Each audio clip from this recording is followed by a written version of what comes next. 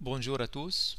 Rappelons au début ce qu'est la composée de deux isométries ou deux transformations. Étant donné une droite delta et un point A et un point M, on veut construire le point E qui est égal à S delta rond SA de M.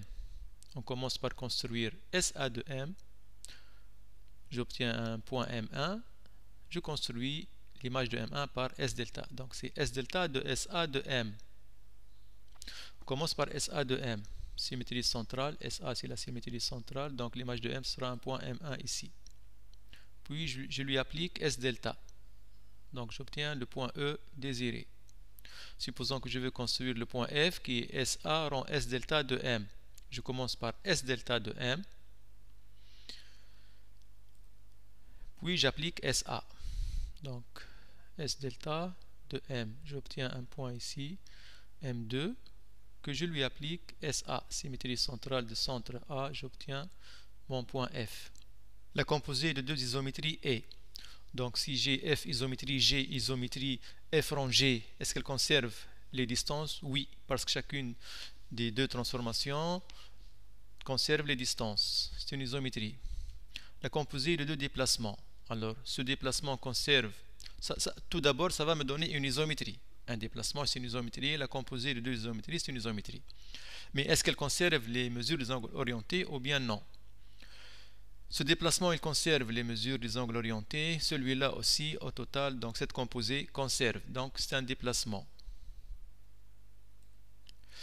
La composée de deux antidéplacements. Alors, si je donne à cet antidéplacement un angle orienté dont une mesure est pi sur 4 par exemple, il va me donner un angle orienté dont une mesure est moins pi sur 4. Alors celui-là va recevoir un angle orienté dont une mesure est moins pi sur 4. Il va me donner un angle orienté dont une mesure est pi sur 4. Donc je pars de pi sur 4, j'aboutis à pi sur 4. Il y a conservation des mesures des angles orientés et donc déplacement. Antidéplacement, rond déplacement, c'est un antidéplacement. On peut retenir ça en disant positif multiplié par positif, c'est positif.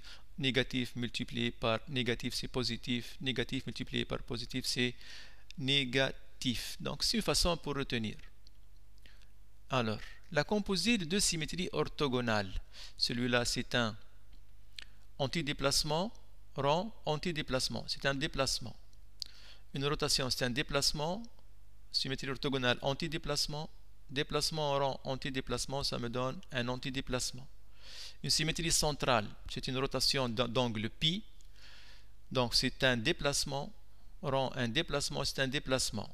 Alors S delta rond S delta prime, premier cas, S delta rond S delta, c'est quoi? Alors j'ai un point M,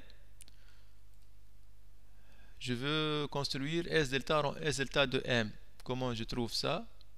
C'est S delta de S delta de M. Alors, c'est quoi S delta de M? C'est un point ici.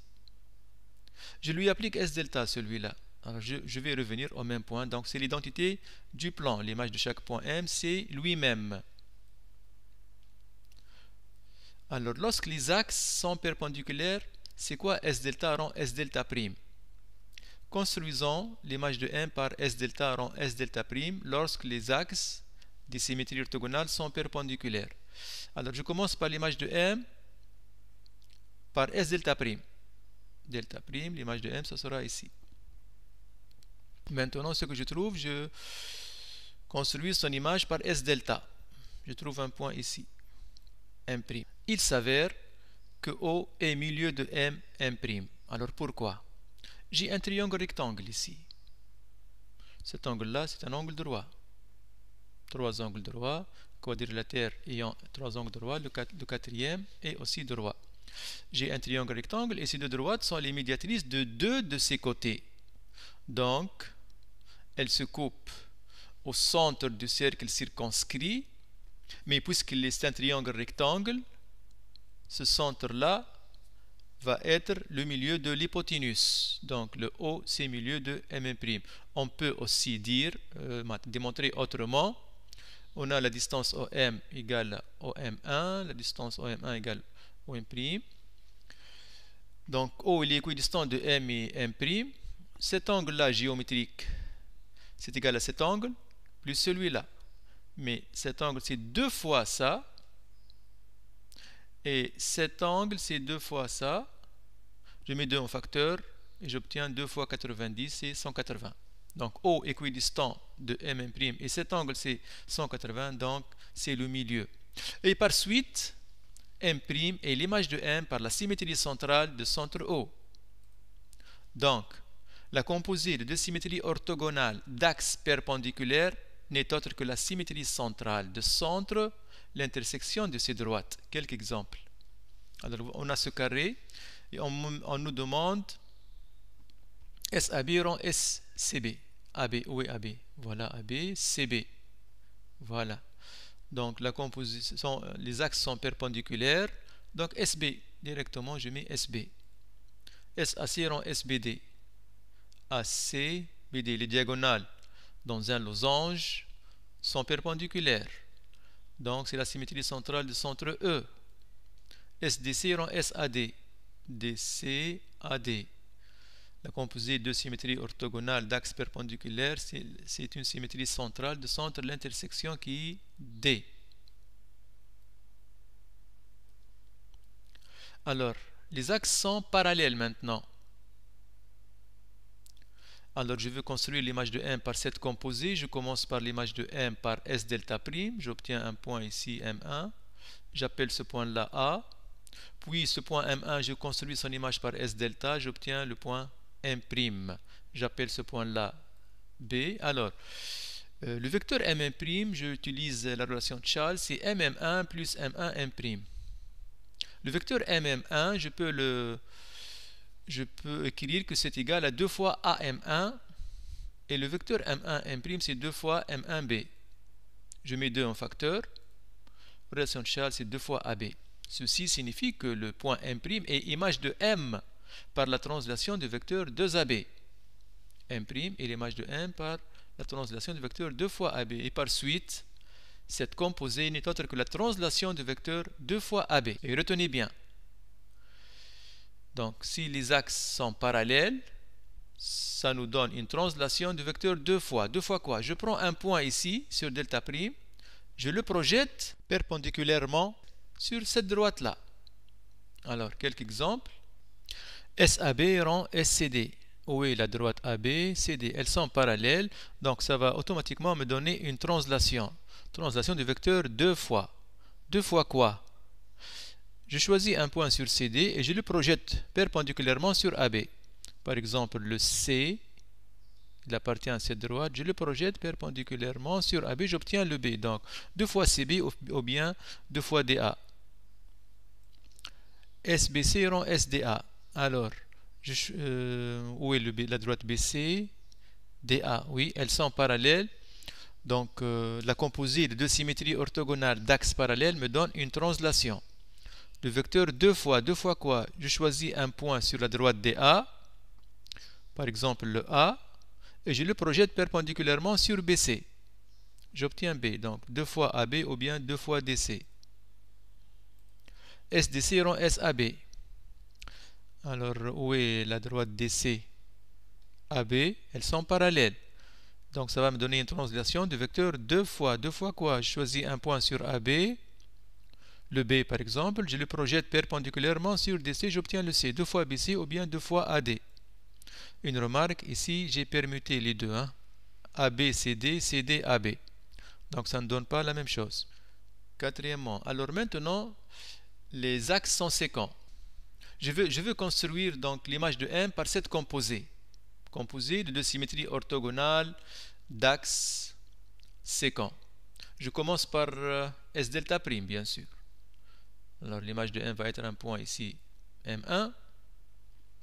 J'appelle ce point-là A. Puis ce M1, je construis son image par S delta. Ce point-là B. Alors, la distance OM, OM1, OM', toutes les distances sont égales. Par exemple, parce que la symétrie orthogonale conserve distance. L'image du segment OM par S delta prime, c'est le segment OM1, donc la conservation de la distance. OM, il en découle que OM égale OM'. Bien, maintenant, la mesure de l'angle, ou une mesure de l'angle OM, OM', je peux l'écrire OM, OM1 plus OM1, OM'.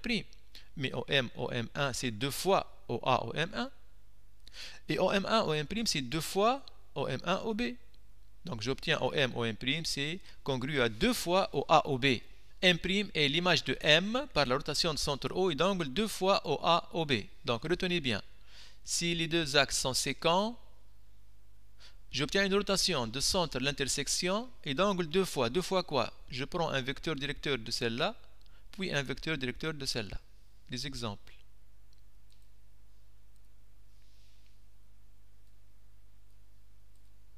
SAB rend SCE. AB, CE. Donc les deux axes sont séquents ici. Donc ça va me donner une rotation de centre l'intersection. C'est quoi l'intersection de ces deux droites? CE et AB. C'est A. Rotation de centre A et d'angle 2 fois. 2 fois quoi? Je prends un vecteur directeur ici. Il est préférable de commencer par ce point-là, A. Vecteur directeur CE, EC, AE, AC. Je préfère commencer par le centre de la rotation. Donc AC, puis un vecteur directeur qui commence aussi par ce point-là. Donc ACAB, c'est combien ça? C'est moins pi sur 4. 2 fois moins pi sur 4. Donc je simplifie par 2, moins pi sur 2. SDC rend SBD. SDC rend SBD. Les axes donc sont séquents.